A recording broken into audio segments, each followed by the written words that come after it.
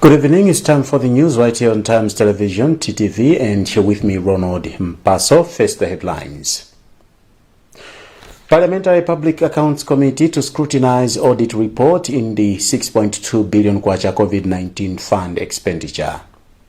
Ministry of Health recalls 16,440 expired doses of the AstraZeneca COVID-19 vaccine for disposal.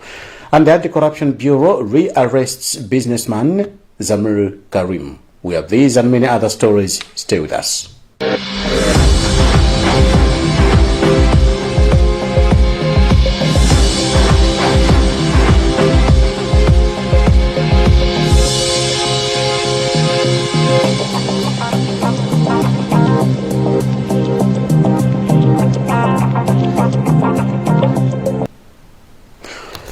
In our first story, Speaker of the National Assembly, Catherine Gotani Hara, says Parliament has received a report by the Auditor General on the 6.2 billion kwacha COVID-19 fund expenditure. Briefing reporters today, Hara said she has forwarded the report to the Public Accounts Committee of Parliament for scrutiny. Taunga Sabola has more in this report. The National Audit Office last Friday released the results of the report, which was sanctioned by President Lazarus Chakwera on February 22. According to the National Audit Office, the report was presented to the Speaker of Parliament, the Office of the President and Cabinet, as well as Treasury. On Thursday morning, Speaker of the National Assembly, Catherine Gotani Hara, admitted that her office had received the report. Hara, however, said Parliament has some procedures to follow before releasing the report to the public. Indeed, this is to confirm that we have received the report from the Auditor General. Actually, we got the report from the Auditor General on Monday, but according to procedure, if you check our own constitution, section 184, part 2, the Minister of Finance is the one who officially now writes to the Speaker to hand over the report. Chairperson of the Public Accounts Committee, Chadrick Namalomba, said his committee will scrutinize the report and ensure that all culprits mentioned in the report are brought to book. We are in the process, and we are in the process of investigating. We are calling people, we are summoning people to answer, even to the very issue of allegation of mismanagement of COVID-19 funds. So this report is going to complement that process that is already underway. Preliminary investigations conducted by the Office of the Ombudsman late last year revealed that most of the funds committed towards the fight against COVID-19 were used on allowances. The Ministry of Health has recorded 16,440 doses of AstraZeneca. The details. Shibonda says due to varying expiry dates of the received vaccine consignments, the doses expired on April 13, 2021. She says some doses have also been recalled from facilities for destruction in line with government pharmaceuticals disposal. Malawi so far has received 512,000 doses of the Oxford AstraZeneca vaccine from the African Union and the government of India. Meanwhile, health activist Maziko Matemba has commended the Ministry of Health for informing the public of the expiry of the vaccine, but urged the ministry to learn a lesson or two.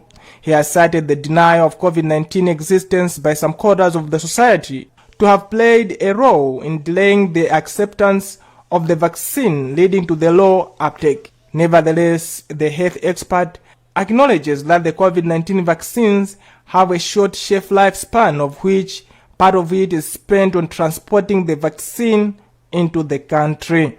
The vaccination program was launched in Malawi by President Lazarus Chakwera on 11th March 2021, and according to Chibonda, as of April 13, 2021, 240,744 doses had been administered. The Anti-Corruption Bureau has rearrested the business person Zamir Karim after the High Court revoked his bail. Karim was supposed to appear before the High Court in Lilongwe yesterday, but did not show up, prompting the court to revoke the bail. Jameson Chaluka has a report. In a statement signed by Principal Public Relations Officer Grida Ndala, ACB said Karim was being kept in Blantyre. Karim was arrested for attempting to defraud EcoBank of 850 million kwacha by obtaining a fraudulent loan using Malawi Police Service guarantee. Speaking during one of the area hearings, Director of Public Prosecutions Stephen Kayuni said the present case involved forgery of 150 million kwacha loan documents which helped Karim get the funds from the bank. He said Karim and Victoria Chanza, an officer with EcoBank, are accused of forging police documents which helped them secure 150 million kwacha loan from the bank on the pretext that Karim had a contract with the Malawi Police Service. The documents were a commitment to EcoBank to facilitate the loan to Pioneer Investments.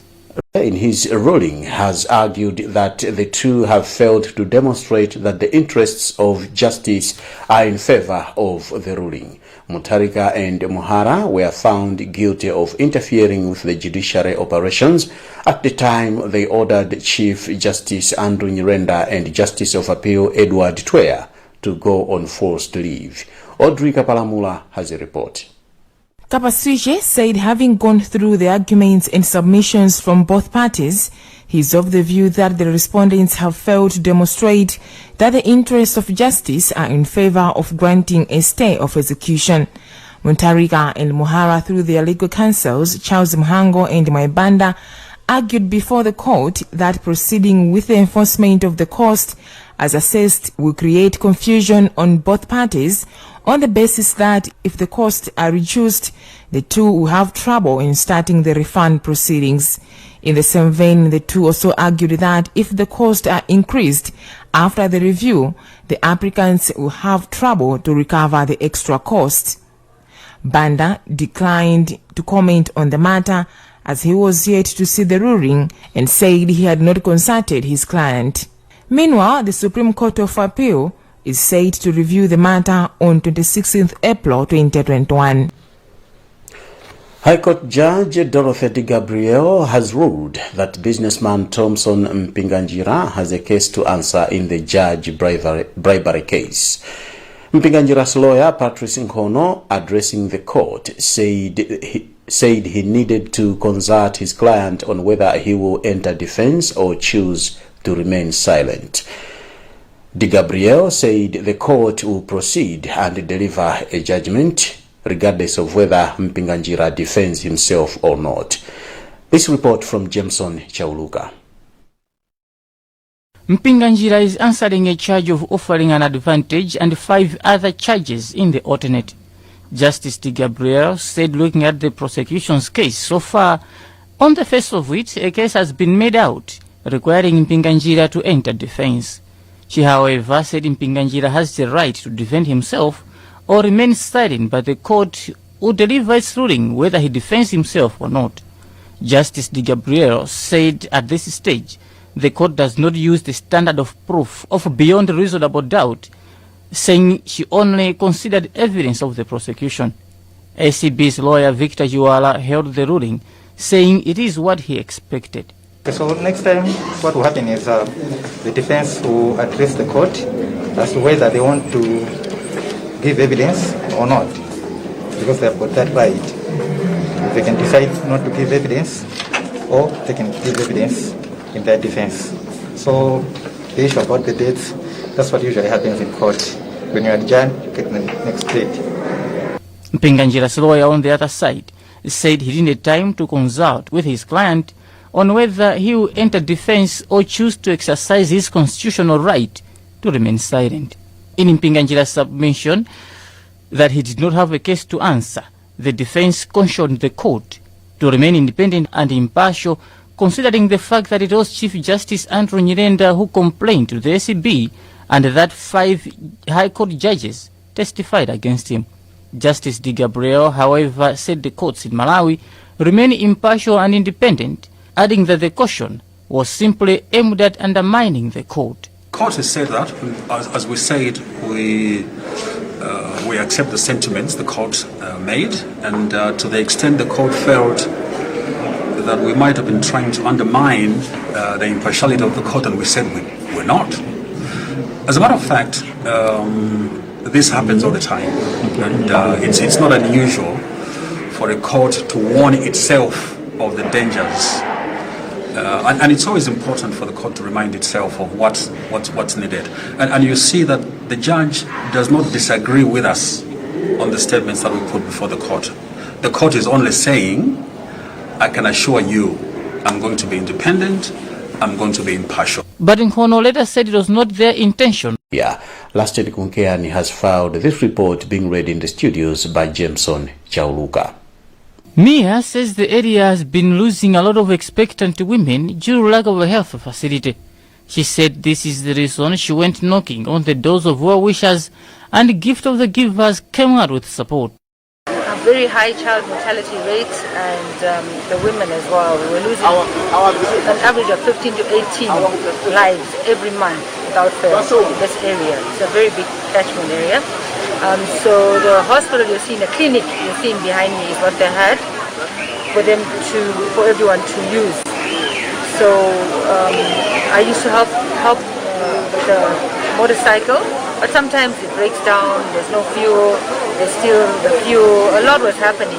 Gift of the Givers Senior Programs Manager Sherifa Mia said the organization was touched with how people in the area struggled to access health facilities. The people here are suffering. They're walking 14, 15 kilometers to get to the nearest health facility. So as Gift of the Givers, we are here to help government in different projects. So we saw it that it's our duty to come here and assist with this project and make sure that the health facility that is being constructed is of good quality and according to the standards by Minister of Health. So from the beginning, we've been working with the District Health Office from Chikwawa. They've been very supportive, very helpful in terms of drawing up the plans and discussing what we want to have on the ground. So it's really a good partnership between different parties that are coming together. The project, which is being funded by the Japanese Embassy through Gift of the Givers to the tune of $90,000, is expected to be completed by October 2021. You're watching the news on Times Television, TTV, and we take a break. We'll be back shortly.